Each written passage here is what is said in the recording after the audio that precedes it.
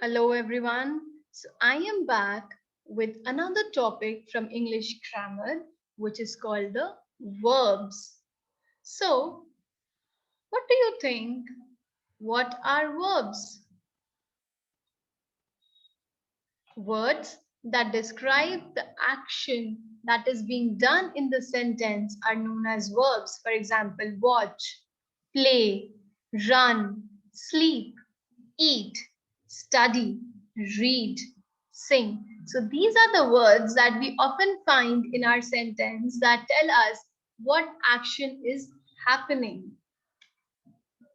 There are two types of verbs in a sentence. The first is called the main verb and the second is helping verb. So first we will study a little more about the main verb. The words that show the main action in the sentence are known as main verbs. For example, walk, talk, cry, jump. So these are the words in a sentence that tell us exactly what is happening in the sentence. Then comes helping verb. So the verbs that help the main verb to complete the meaning and show the tense of the sentence are called the helping verbs. Now what happens is these main verbs need some helping verbs so that they have a complete and proper sense. Those verbs are called helping verb. There are different kinds of helping verbs. Some of them are first the to be form of the verb that includes is, am, are, was, were. Then we have the to have form of the verb that includes words like has, have, had. Next, we have the to do form of the verb that constitutes of words like do, does, did.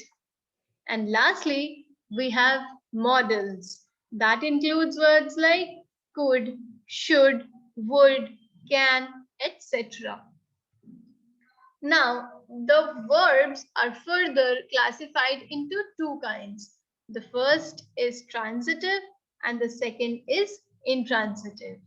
So the verbs that have objects are called transitive verbs. As you know, the sentence is divided into three parts: the subject, the verb, and the object. So here you can see two sentences. The first one is Mayank threw the ball. The second is Radhika loves the puppies. These sentences have an object. Now, what is an object? An object is a person or thing that receives the action of verbs. That means whatever action is happening, that direct influence or direct reaction is seen on the object. So, if there is an object, that is a person or a thing or an animal, just after the verb, then that sentence is called a transitive verb or transitive sentence.